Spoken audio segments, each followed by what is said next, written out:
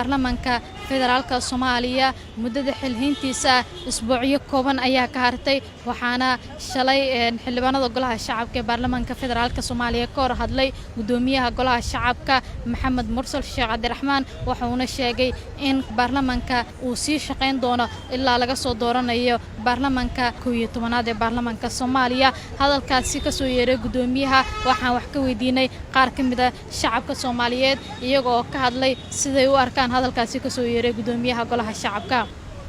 marka taas waxa aanay ii muuqato muddo kororsigii la sheegayay inuu meesha ka muuqdo waqtigiina waa gabaawsi in la yiraahdo haddana maaragtay intii laga soo dooranayo baarlamaan kale muddada waa in loo sii kordhiyaa taas waa mid muddada haddii loo kordhiyana iyadana heer madaxweyne iyadana waxay noqonaysaa in muddada loo kordhiyo marka anu waxaan qabaa doorashada waqtigeeda inay ku dhacdo waliba hadda wax walba oo tabashaa laga wada hadlo la dhameeyo si aynu u dhaafin kama dambaysan 20 bisha marka doorashada haddii dib u sii dhacday baarlamaanka doorashadiisa inta la gaaraa baarlamaanka kale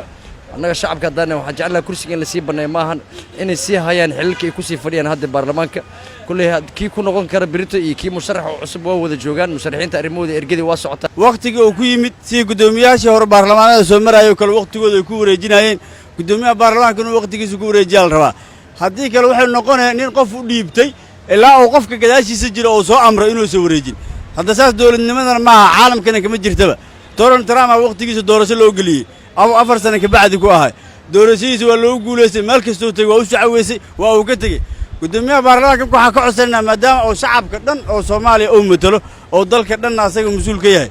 waxaan ka rabnaa inuu ka tanaasulo mowduuca hadduu baarlamaankii ku dhagan yahay doorasho intee ka dhacay madaxweynaha ee la soo fujinayay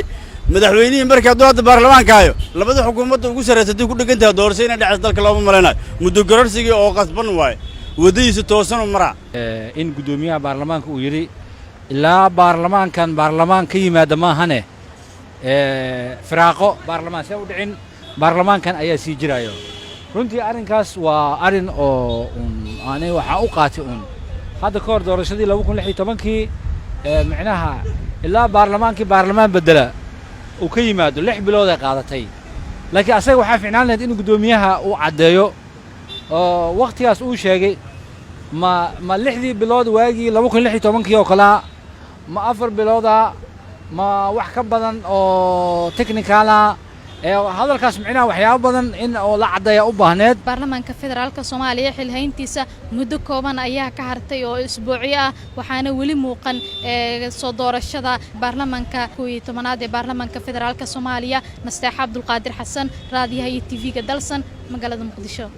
shirkadda World Remit waxay ku daafurtay adeeggeeda xawilaadaha ee Soomaaliya hadda si ammaan ah ayaad lacag ugu diri kartaa qoyskaaga iyo asxaabtaada ku nool wadankii hooyo